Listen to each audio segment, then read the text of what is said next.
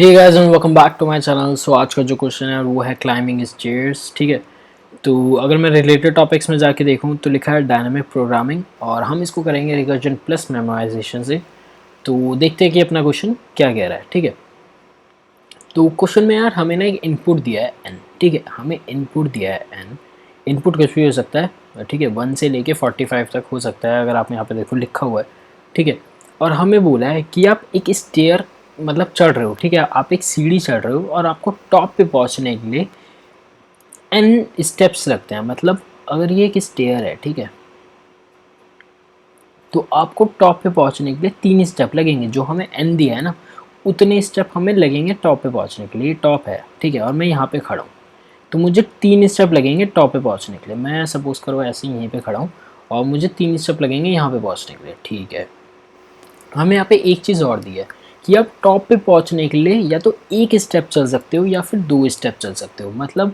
मतलब या तो अगर मैं यहाँ पे चल सकता हूँ, ठीक है, एक स्टेप, या तो मैं यहाँ चल सकता हूँ या फिर मैं डायरेक्टली जंप करके 2 स्टेप आगे बढ़ सकता हूँ। ठीक है, एक स्किप कर जाऊँ और 2 आगे बढ़ जाऊँ, है ना। तो हमें दिया है, तो हमें आउटपुट में क्या उसने मांगा है, हमें आउटपुट में उसने बोला है कि यार आप नंबर ऑफ़ वेज बता दो कि कितने नंबर ऑफ़ वेज से आप टॉप पे पहुँच सकते हो।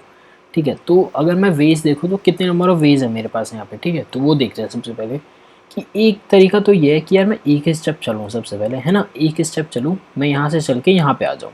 ठीक है, यहाँ से मैं चला यहाँ पे आ गया एक। ठीक है, फिर एक और क्या है, एक और स्टेप है कि यार मैं एक और स्टेप आगे बढ़ जाऊँ। ठीक है, ठीक है, फिर मैं एक और स्टेप आगे बढ़ा, फिर मेरे पास कितने स्टेप बचे, मेरे पास एक स्टेप और बचा और मैं टॉप पे पहुंच जाऊंगा। तो मैं एक और स्टेप यहाँ पे चल दिया और मैं अपने टॉप पे पहुंच गया। तो ये एक तो तरीका ये है। ठीक है, एक तरीका ये है मेरे पास। ठीक है, दूसरा तरीका क्या है, दूसरा तरीका ये है कि या तो मैं 2 स्टेप चल दूँ और उसके बाद कितने स्टेप बचेंगे, एक स्टेप और बचेगा टॉप पे पहुंचने के लिए, तो मैं वो चल देता हूँ। या तो मैं 2 स्टेप डायरेक्टली चल दूँ, मतलब यहाँ खड़ा हूँ तो यहाँ पे चला जाऊँ और उसके बाद कितने स्टेप बचे हैं, एक स्टेप बचा है, एक स्टेप मैं यहाँ चल दूँ, है ना। तो एक तरीका तो ये हो गया अपना, है ना। और अपना तीसरा तरीका क्या है, तीसरा तरीका सिंपल है कि यार या तो मैं एक स्टेप यहाँ चल दूँ। ठीक है, अब मेरे पास टोटल कितने स्टेप बचे हैं चलने के लिए, 2 स्टेप बचे हैं, 2 मैं चल सकता हूँ डायरेक्टली, तो मैं डायरेक्टली जंप करके 2 स्टेप चल दिया और मैं टोटल मतलब टॉप पे पहुँच गया। ठीक है, तो एक स्टेप मैंने पहले चला और उसके बाद डायरेक्टली 2 स्टेप चल दिए, तो मैं टॉप पे पहुँच गया। तो इतने नंबर ऑफ वेज से मैं अपने टॉप पे जा सकता हूँ, है ना। मतलब 3 तरीकों से मैं अपने टॉप पे पहुँच सकता हूँ। अब मैं कैसे भी चल सकता हूँ, या तो मैं एक स्टेप चलूँ सीढ़ी या फिर मैं 2 स्टेप चढ़ जाऊँ, है ना। तो ये है अपना। अब देखते हैं इसका रिकर्जन ट्री कैसा बनेगा। ठीक है, उससे आपको ज़्यादा क्लियर हो जाएगा। तो अब सपोज करते हैं कि अपना n3 ही दिया है। ठीक है, तो मैंने क्या आपसे बोला कि हम 2 स्टेप चल सकते हैं। ठीक है, 2 तरीके से चल सकते हैं, 2 तरीके से चल सकते हैं। कैसे, या तो मैं एक स्टेप चलूँ या फिर मैं 2 स्टेप चलूँ। ठीक है, अब पहले एक स्टेप के लिए चलते हैं। ठीक है, तो अगर मैं एक स्टेप चला तो मेरे पास कितने टोटल नंबर ऑफ स्टेप्स बचे, 2 स्टेप और चाहिए मुझे टॉप पे पहुँचने के लिए। ठीक है, तो यहाँ पे अपना ये बना लेते हैं स्टेयर्स। ठीक है, और मैं यहाँ पे खड़ा हूँ, मैं यहाँ पे खड़ा हूँ। तो सबसे पहले मैं एक स्टेप चला, ठीक है। अब मेरे पास टॉप पे पहुँचने के लिए कितने स्टेप हैं, 2 स्टेप हैं। चलो ठीक है, फिर मैंने क्या किया, मैं फिर से एक और स्टेप चल गया। ठीक है, फिर से एक और स्टेप चला, मैं यहाँ पे पहुँच गया। ठीक है, मैं फिर से, अब मेरे पास कितने स्टेप बचे हैं टोटल, एक बचा है ना स्टेप टॉप पे पहुँचने के लिए, तो फिर से मैं एक स्टेप चल दिया। ठीक है, एक स्टेप फिर से चला और मैं अपने टॉप पे पहुँच गया। ठीक है, मेरा ये n0 हो गया, मैं टॉप पे पहुँच गया। ठीक है, तो एक तरीका तो मेरे पास ये हो गया, है ना, एक तरीका मेरे पास ये हो गया। ठीक है, एक तरीका मेरे पास और क्या है कि या तो मैं एक स्टेप चलूँ, ठीक है, या तो मैं एक स्टेप चलूँ और मैं डायरेक्टली जंप करके 2 स्टेप चल जाऊँ। ठीक है, तो या तो मैं एक स्टेप चला, तो मैं, अब मेरे पास कितने स्टेप बचे हैं, 2 स्टेप बचे हैं। ठीक है, अब 2 स्टेप बचे हैं तो मैं डायरेक्टली 2 स्टेप चल दूँ। ठीक है, 2 स्टेप में डायरेक्टली चल दिया तो मेरे पास बचे 0 स्टेप। इसका मतलब मैं अपने टॉप पे पहुँच गया, मैं अपने डेस्टिनेशन पे पहुंच गया। ठीक है, तो एक तो ये तरीका है अपने पास ना, एक ये तरीका हो गया। अब तीसरा तरीका क्या है, तीसरा तरीका ये है कि यार मैं डायरेक्टली 2 स्टेप चल दूं, है ना, डायरेक्टली 2 स्टेप चल दूं, यहाँ खड़ा था यहाँ पहुंच जाऊं, है ना, यहाँ खड़ा था यहाँ पहुंच जाऊं। तो मेरे पास कितने स्टेप्स अब बचे हैं चलने के लिए, एक बचा है ना सिर्फ, एक स्टेप चलते ही मैं अपने टॉप पे पहुंच जाऊंगा। तो एक स्टेप में और चला और मैं अपने टॉप पे पहुंच गया, है ना। तो ये है इसका रिकर्जन ट्री, ठीक है। तो आप क्या हो गए कि यार आपने यहाँ पे दूसरा स्टेप क्यों नहीं चला, यहाँ पे भी तो आप दूसरा स्टेप चल सकते हो, नहीं चल सकते ना, क्योंकि यार मैं अगर 2 स्टेप और चल दिया तो मैं टॉप के बाहर चला जाऊँगा, मुझे तो टॉप पे पहुँचना है बस, ठीक है। तो इस वजह से यहाँ पे 2 स्टेप नहीं चल सकते, ठीक है। तो इसी से आपको अपना बेस केस सोचना है अभी, ठीक है। तो आप 2 स्टेप नहीं चल सकते, ठीक है। तो इस टाइप से अपना बना रिकर्जन ट्री। अगर मैं इसका रेफरेंस रिलेशन बनाऊँ तो कैसे बनेगा, ठीक है। तो अगर मैं एफ एन लिखूँ, यहाँ पे एफ एन लिखूँ, तो या तो मैं एक स्टेप चल सकता हूँ, ठीक है। अगर मैं एक स्टेप चला तो अभी 3 को ही लेके चल रहे हैं कि अगर मैं या तो एक स्टेप चला तो मेरे पास कितने टोटल स्टेप्स बचे हैं, 2 बचे हैं, ठीक है। तो अगर मैं यहाँ पे 3 होगा तो यहाँ पे आ जाएगा 2, है ना। फिर और मेरे पास और क्या तरीका है, या तो मैं डायरेक्टली 2 स्टेप चल दूँ, है ना। तो डायरेक्टली 2 स्टेप चलूँगा तो मेरा कुछ इस तरीके से रिकरेंस रिलेशन दिखना चाहिए, है ना, इस तरीके से।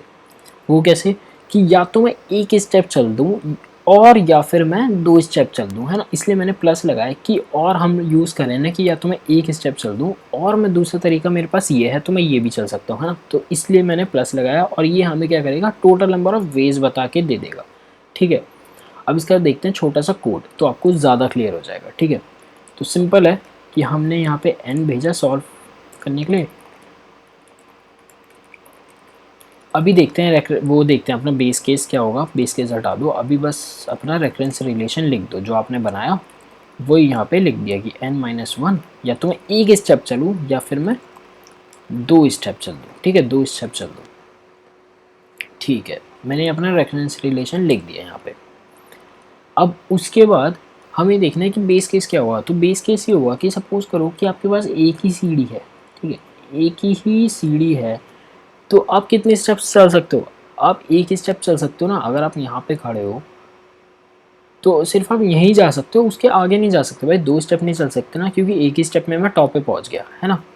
तो बस ये लिखना है if n less then equals to 1 तो रिटर्न कर दो 1, ठीक है। तो बस ये लिखकर अब इसको क्या करते हैं, रन करके देखते हैं। तो यहाँ पे सॉरी हमें रिटर्न लगाना है, तो रिटर्न लगा दिया और रन किया, ठीक है। तो ये आपको TLE दे देगा, ठीक है। TLE क्यों देगा, क्योंकि अगर आप बड़े मतलब नंबर आप बड़ा लो, ठीक है, 5 लो, तो आप उसमें देखोगे, मतलब मैं आपको ये एक टाइप की से असाइनमेंट ही देता हूँ कि आपने अगर बिल्कुल भी मतलब रिकर्जन नहीं पढ़ा है, तो अगर आप पहली बार स्टार्ट करें तो आप एक काम करना, n को लेके चलना 5, ठीक है, और आप रिकर्जन ट्री बना के देखना और आप वहाँ पे देखोगे कि यार चीज़ें ना 2 बार सॉल्व हो रही होंगी, मतलब हम कुछ चीज़ों को 2 बार कंप्यूट या 3 बार कंप्यूट कर रहे होंगे, ठीक है। तो हमें उसकी ज़रूरत नहीं है कंप्यूट करने की। अगर मैं चलो इसको सबमिट भी कर देता हूँ, ठीक है, मैंने सबमिट कर दिया तो अपना TLE दे देगा यहाँ पे, ठीक है। TLE आ गया, ठीक है। वो इसलिए आ गया क्योंकि मैं कुछ चीज़ों को दोबारा से कंप्यूट कर रहा हूँ और उसे मुझे कंप्यूट करने की ज़रूरत नहीं है, इसलिए हम मेमोराइजेशन लगाते हैं, है ना, इसलिए ही तो हम मेमोराइजेशन लगाते हैं। तो बस मुझे क्या करना है, एक वेक्टर बनाना है, मुझे अपनी एक स्टोरेज बनानी है, ठीक है, कि मैं किसी में जो मैं आंसर कंप्यूट पहले कर चुका हूँ, ठीक है, मुझे दोबारा कंप्यूट ना करना पड़े। तो अभी हमने क्या किया, एरे में अपना पूरा -1 दे दिया, ठीक है, और मैंने अपना DP पास कर दिया, ठीक है इसमें। अब वेक्टर इंट DP मैंने लिया और मैं क्या करूँगा, जो अभी मैंने कंप्यूट किया, जिस आंसर मैंने जो निकाला उसको मैं इसमें डाल दूँगा, ठीक है, और मैं रिटर्न करा दूँगा DPF, ठीक है, मैंने ये रिटर्न करा दिया। अब मुझे एक चीज़ और चेक करनी पड़ेगी स्टार्टिंग में कि अगर मेरे पास वो आंसर पहले से कंप्यूटेड है, अगर मैंने उसको सॉल्व कर रखा है, तो भाई मैं उसको दोबारा से सॉल्व क्यों करूँ, क्यों मैं अपना फंक्शन दोबारा से कॉल करूँ, है ना। तो मैं क्या करूँगा, मैं चेक करूँगा अगर वो -1 नहीं है, -1 मैंने इसलिए दिया क्योंकि अभी वो भाई उस मेरे पास कोई भी आंसर नहीं है किसी का। अगर वो -1 नहीं होगा ना, तो इसका मतलब वो मेरे पास आंसर मुझे मिल चुका है और मैं उसी को रिटर्न करा दूँगा, ठीक है, DPF एनी में रिटर्न करा दूँगा। तो इसको रन करके देखते हैं कि क्या होता है। तो यहाँ पे हमने एक गड़बड़ की है, यहाँ पे हमें DP पास करना है, ठीक है। तो मैंने इसको रन किया और अपना एक्सेप्ट हो गया यहाँ पे। अब सबमिट करते हैं, ठीक है। तो सबमिट हो गया, ठीक है।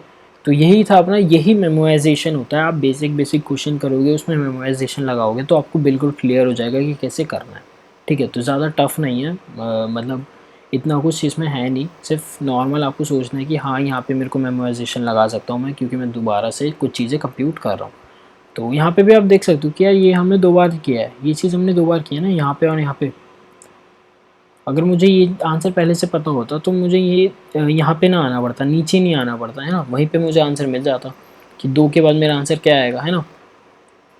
तो इस वजह से मतलब इसमें तो फिर भी आपको क्लियर नहीं होगा, थोड़ा सा एन बड़ा लेके देखना, 5 6 कुछ 7, 7 मत लेना, बहुत ज़्यादा बड़ा हो जाएगा, 5 लेके देखना या 6 ले लेना, तो आपको बिल्कुल क्लियर हो जाएगा। ठीक है, तो इस वीडियो के लिए इतना ही, मिलते हैं अगली वीडियो में। अगर आपको कोई भी प्रॉब्लम लगी हो ना कि यार मतलब ये चीज़ समझ नहीं है या ये समझ नहीं आया या और समझ नहीं आया कि यहाँ पे और क्यों लिया, ठीक है, तो आप कमेंट सेक्शन में बता देना।